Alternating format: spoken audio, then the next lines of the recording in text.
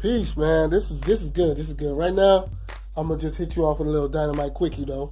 You know. Okay, who are you? African. What are you doing here? Building for the African race. Why are you here? To continue to build for the African race. When did you start this? When I was born. And if there was one thing on this earth you could take away, just eliminate it fully, what would it be? The lack of knowledge of self. Peace and love, family. I greet you in the words of peace, alafia, hotep, shalom, assalamu alaikum. As always, race first. My name is Blyden. I am the Minister of Information for the U.N.I.A. ACL, Pan-African Government of the World. I'm also Division President of the Montgomery Boroughs Division number 433. 6 years, been a long time coming. It was a hard road, but we're still here. We're still surviving. We started, we really started in 2014 organizing. And in 2015, we came together to create the organizing committee and the charter committee, the charter request committee. And we got our charter in February of 2015. Between now and then, we have taken under a lot of different ventures, between interviews, classes, African Ancestry Academy, Sankofa Ministries, our allegiance and alliance with certain newspapers, local black newspapers. We created the Black Cross Nurses here locally, where we were able to provide hand sanitizers, masks, and soaps. I was going to say, don't forget that street work, because y'all definitely put it in. Absolutely. We've also, when you speak of street work, we had the shovel brigade, where when we had injured or ill or elderly that were in specific situations in their home and wasn't able to be able to get out and shovel for themselves, we were able to shovel for them. We also had the tribute to the young lady, the baby that passed away on Moselle. We planted a tree for her and prompted the city to come repair that sidewalk there. We had the pothole initiative where we went around the city and spray painted potholes with the neon, glow in the dark spray paint. And we were getting ready to plant some plants in between some of those, but the city went on and filled those in. So we feel pretty successful over the last 6 years, as small as we were, to be able to exert some force and some influence as the black government, local black government of the U.N.I.A. ACL. It's the 6-year anniversary of the Montgomery Boroughs Buffalo Division number 433, of which I am the president. We did start in 2015. Now, Buffalo did have a previous historical division, number 79.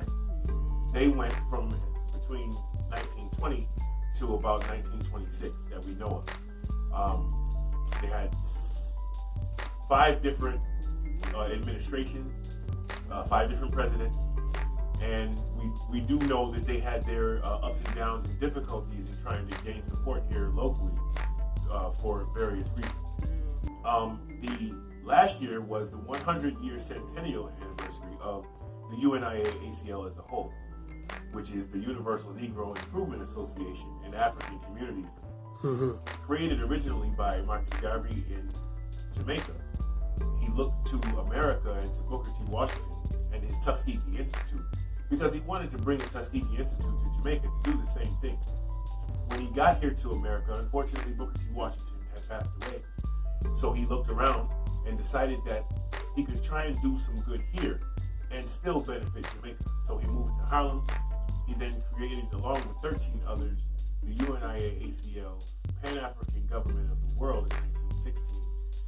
Moving on to 1920, between that time, they had went around the country, around the world even, spreading the information of black nationalism and unification doctrine and our own self-government. And by 1920, we were able to have the largest convention of Negroes worldwide, where over 20,000 Africans came from over 40 different countries around the world. They sent delegates to vote on the Constitution, the Declaration of Rights of Negro Peoples of the World. the pledge to our flag, the red, black, and green. The actual flag of the red, black, and green was in the Declaration of Rights, number 39, and our anthem, which is Declaration 40, Ethiopia, land of our fathers. So, after that event, they would go on. After 1920, they would go on to have several other huge conventions, the Pan-African Congress, etc. And fast forward to today, where we honor those ancestors. And actually, this year, on our anniversary, we just renamed our division Montgomery Burroughs. Well, let me start by saying this. We just recently did a class or a lecture on whether or not Garveyism is hero worship. My response to that is no, it's not. Garveyism is not hero worship in the meaning that Garvey was right. Respecting the fact that he was right doesn't mean you're worshiping him. He is true one of our heroes, but it's not worship. So when you look at certain issues that he had in 1920, and then you look at issues that we had in 2020, where was he wrong? Please show me anybody that can show me where he was wrong. Which part was he wrong? He said you could wait 200 years if need be.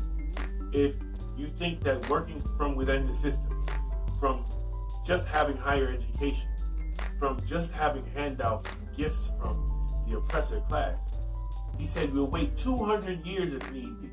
And it may never happen. But we're still going to continue with our liberation struggle. And to this day, it's been 100 years. You know what I'm saying? If we continue to struggle, we'll be 100 years more. Now, that's a different issue. But where was he wrong?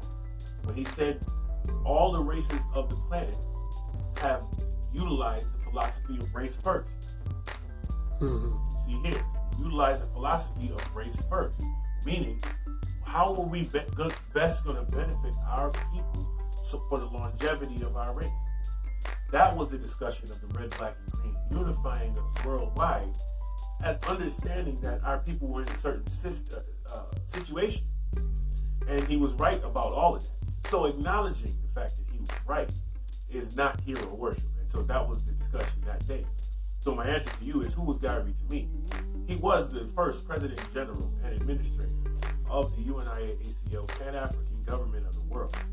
Some may even say he was the beginning of modern government for black people outside of Haiti.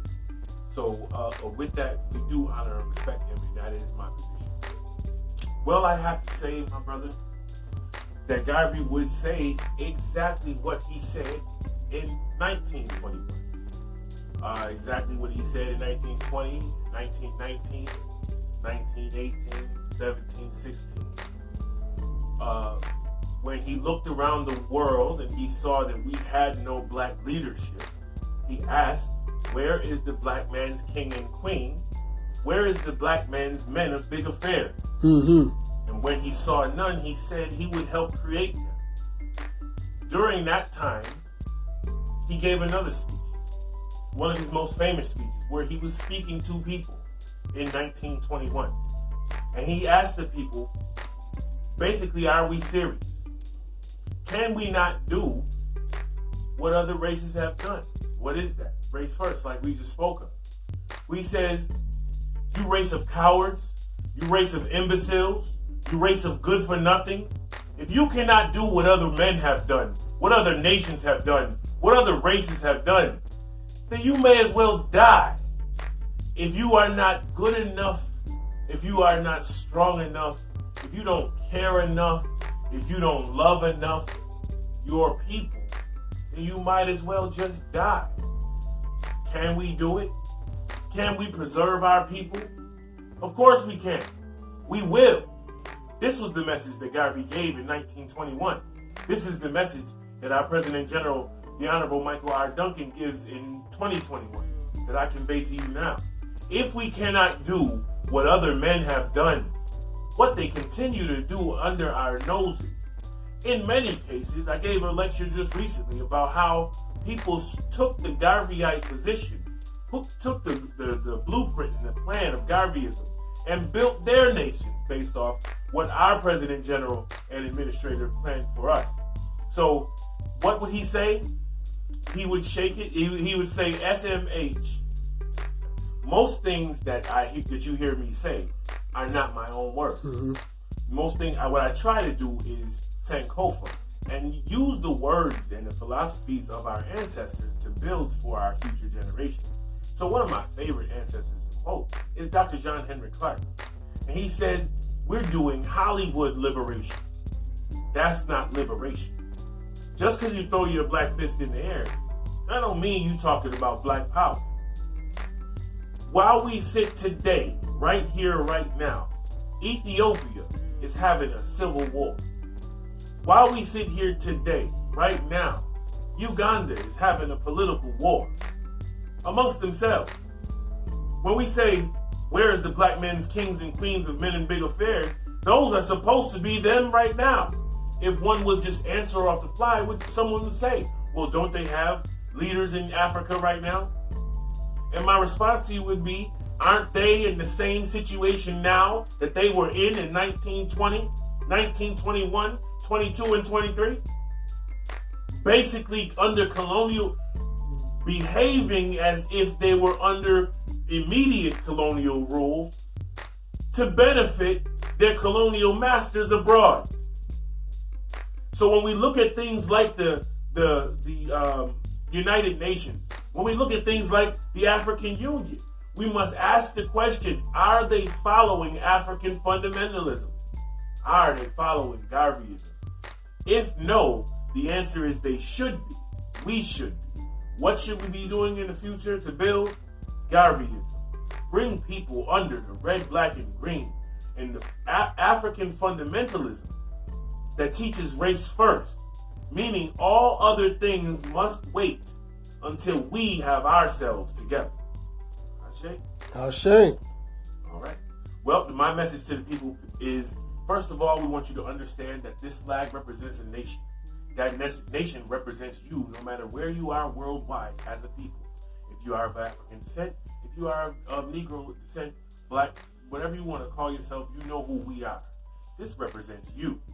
In that, we have our own government structure. It is a direct democracy.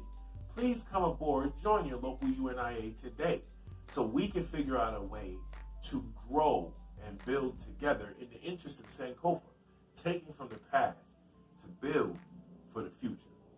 Race first.